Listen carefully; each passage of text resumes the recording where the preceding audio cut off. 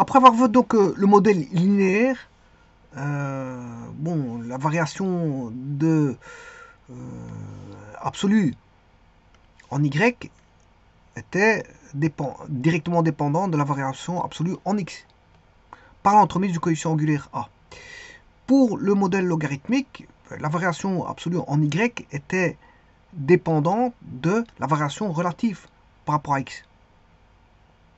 Par l'intermédiaire d'un logarithme népérien, bien sûr, puisqu'on a une fonction logarithme népérien, 1 plus delta x sur x, fois un coefficient a, il dépendait aussi du a. Mais la variation absolue en y dépendait de la variation relative en x. Bon, on sait bien qu'après, il y a ln de 1 plus delta x fois à prendre en compte fois 1a. Alors pour celui-ci, le modèle puissance, le premier modèle puissance a été vu.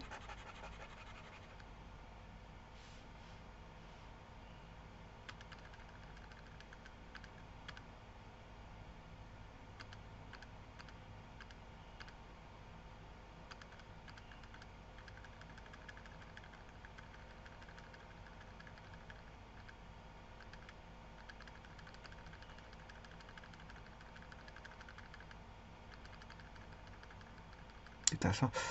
Bon, je voulais faire un truc, mais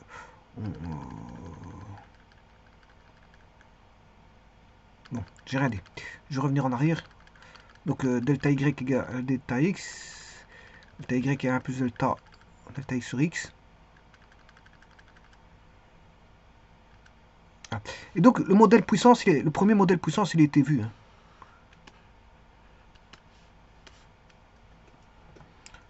Donc c'est celui-ci. Y est égal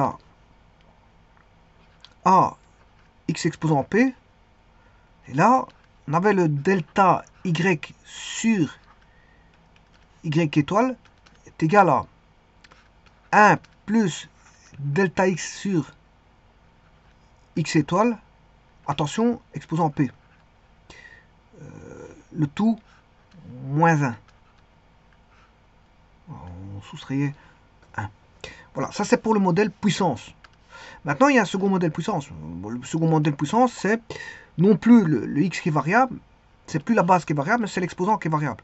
Voilà, donc le second modèle puissance, je vais l'appeler K. La base c'est A, hein, donc il faut un coefficient. Voilà, on aura K fois. À chaque fois, le A est différent de 0. Donc modèle puissance, le A est différent de 0 pour tous. Hein. Le modèle puissance, il y en a deux. Et maintenant, il faut voir. Donc ici, comme je vous ai dit, la variation relative en y dépendait de la variation relative en x.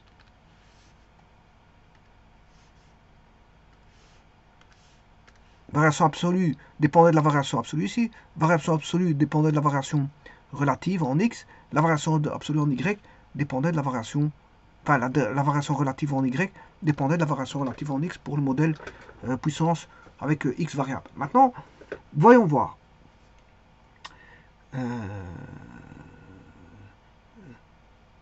Je peux vous dire que si vous analysez la chose, il reste un cas de figure. Un cas de figure, ici, on a une variation absolue, variation absolue, variation absolue, variation relative, variation relative, variation relative. Donc, il y a de fortes chances que on aura une variation relative et une variation absolue. Parce que le cas là, j'ai pas encore eu. Bon, je le mets variation relative, variation absolue. Variation relative, variation absolue. Est-ce qu'on a tous les cas de figure absolu, absolu, absolu relatif, relatif, relatif.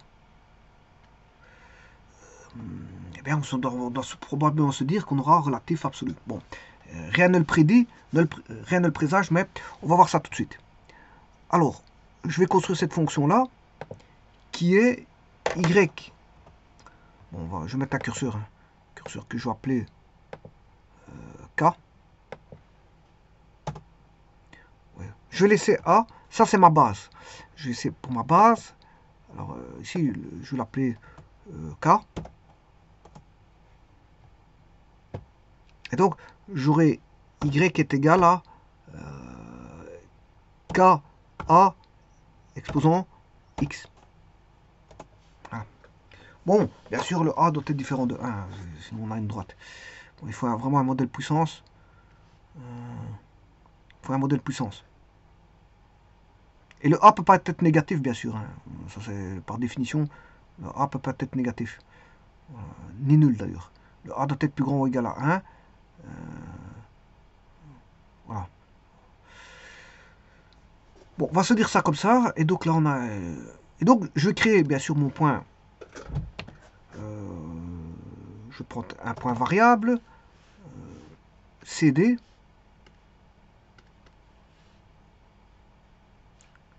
On va mettre C.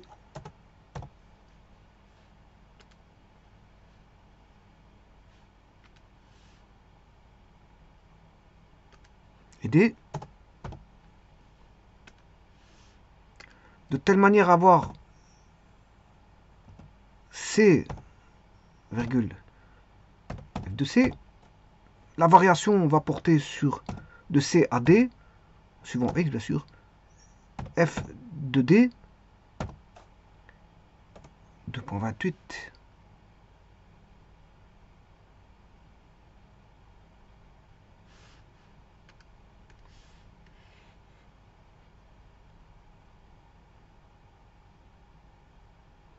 Alors pourquoi il n'a pas pris le F de D?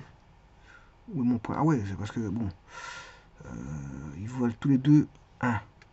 On fera cette variation ici. Ça va arriver vite. Voilà, donc là, je vais mettre 0, C. C0, je m'excuse, C, 0, D, 0, F de C, 0. Oui, attention qu'ici je me suis trompé pour le point E. 0, F de C, 0, F de D. Voilà, je crée la droite. Droite FB.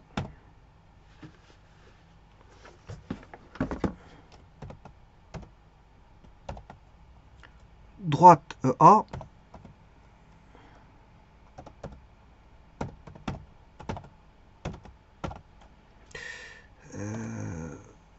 Droite BD.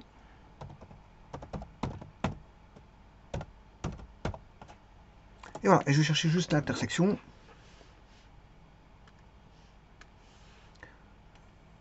De cette droite-là, G. Et je vais construire mon segment AG. Qui est la variation absolue en X. Hein. Voilà. Et le segment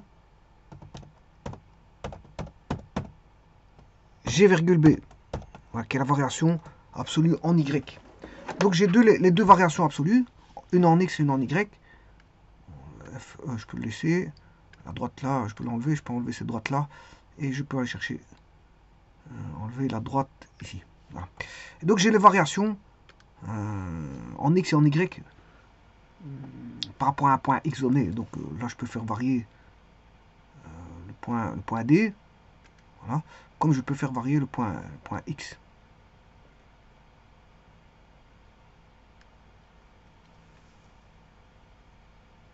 Alors, le point de départ, c'est X, X star, qui est le point X de A, ou qui est X de C. Du point C, c'est le X du point C, ou le X du point A, que je vais appeler X star, qui va, lui, va évoluer, voilà, on va le faire accroître de A à G. Ou si vous voulez, en X de C à D. Et en Y, il va varier de E à F, ou de G à B. C'est la variation en Y. Donc on a un accroissement en X et un accroissement en Y.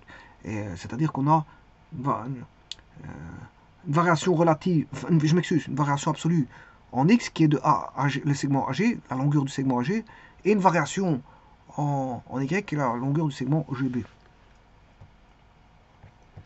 Bon, maintenant on va voir comment ça se passe pour les variations du modèle puissance, bien sûr avec la puissance qui est la base constante et l'exposant variable. Ben, on part du modèle A égale K fois A exposant X.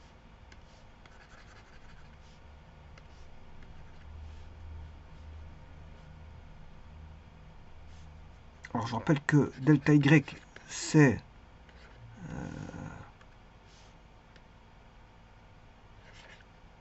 f de x plus delta x, alors ici c'est x star à partir d'un point donné, moins f de x star.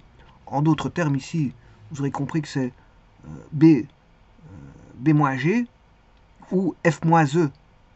Voilà, c'est ou c'est f de d moins f de c. F de d moins f de c.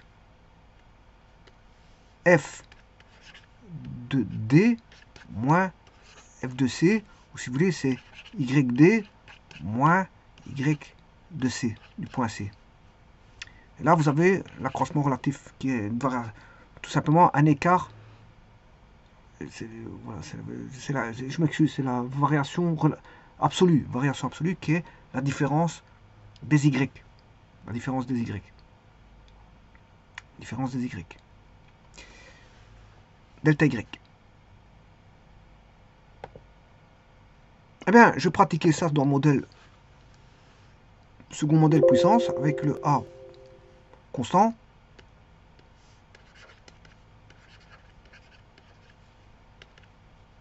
Delta y, il vaut K fois A x star, je vais lui adjoindre un delta x, moins K A x star.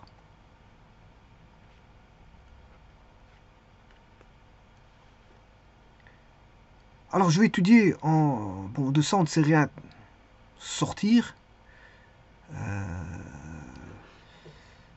C'est rien sortir, hein. Je veux dire... Par contre, si je fais une division par y star, on aura K A x star plus delta x moins K, enfin le K je l'ai sorti, K je l'ai sorti, A x star sur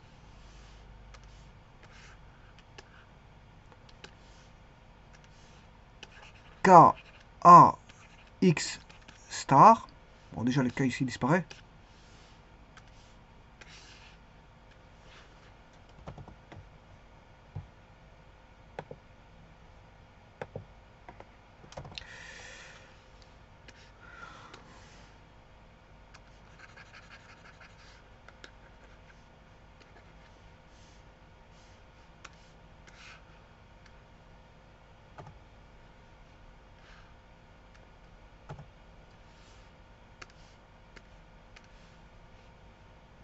Alors je vais diviser par AX star, donc ce qui fait AX star plus delta X divisé par A.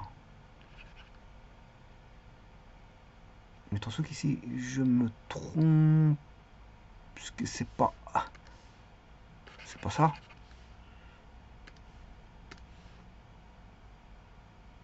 Et attention que c'est une puissance. Il faut que je redescende d'un cran. C'est comme ça que ça va.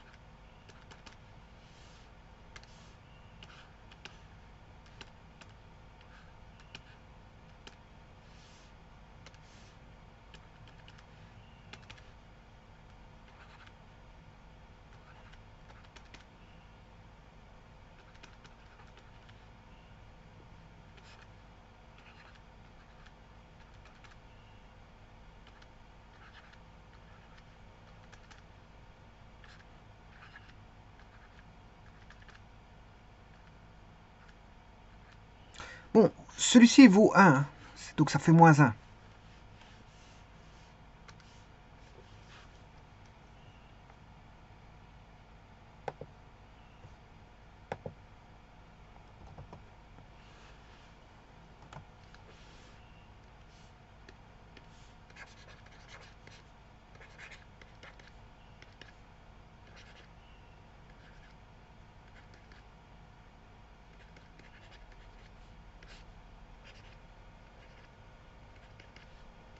Voilà, moins 1. On a ceci. Alors, la puissance, là-bas, je peux la décomposer en AX star. Alors, vous savez très bien que A fois B, je dirais plutôt A exposant x1 plus x2, ben, ça fait AX1 fois AX2. Je peux le décomposer comme ceci.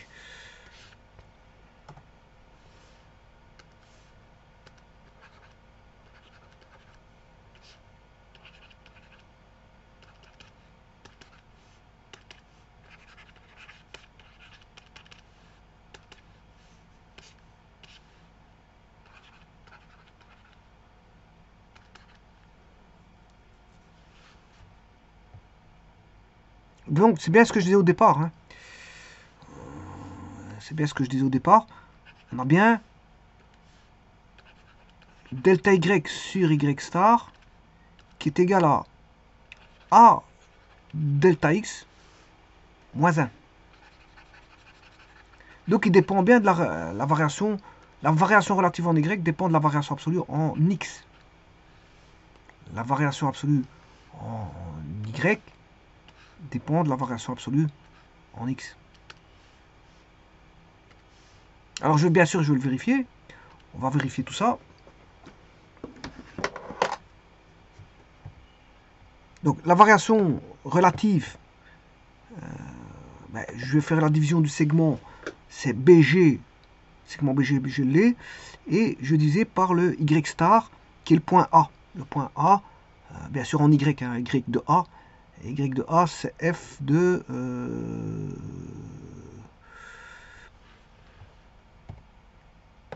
F de C. F de C. Donc, segment BG, il vaut L divisé par F de C.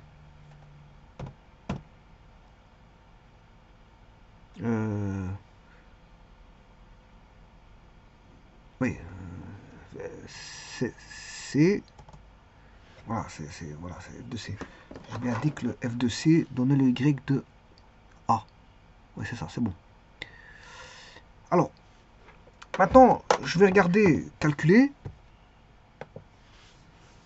A exposant, alors le delta X c'est segment AG c'est J. J, tout bonnement, je fais moins 1. Quand j'ai calculé ça, je fais moins 1. 367, 367. Et je vérifie si B égale E, c'est OK.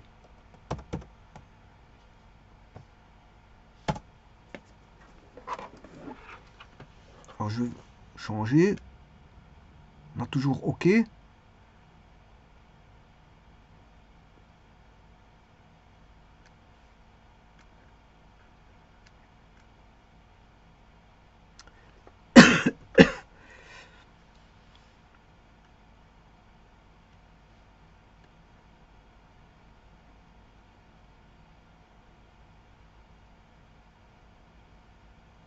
Donc c'est bon. Ah, toujours la même chose. Donc, en finalité, qu'est-ce qu'on peut se dire? En fin de compte, ou encore in fine, bien, pour le modèle linéaire, vous avez tous les 4 modèles importants ici utilisés en économie. Voilà.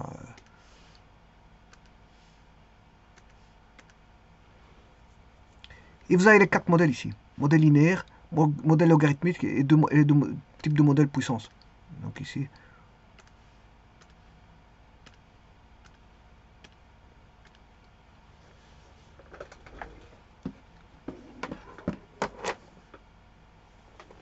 avez un petit résumé. Reprenons trois modèles. Hein. 4, je m'excuse, 4, parce que le modèle puissance, il donne deux modèles. Un avec on va dire, le premier qui est AX exposant P. Vous voyez que la base, elle est variable et la puissance, elle est, enfin, l'exposant est constant. Par contre, le second, K fois A exposant X, la base, elle est constante et la puissance, elle est variable. C'est-à-dire l'exposant est variable.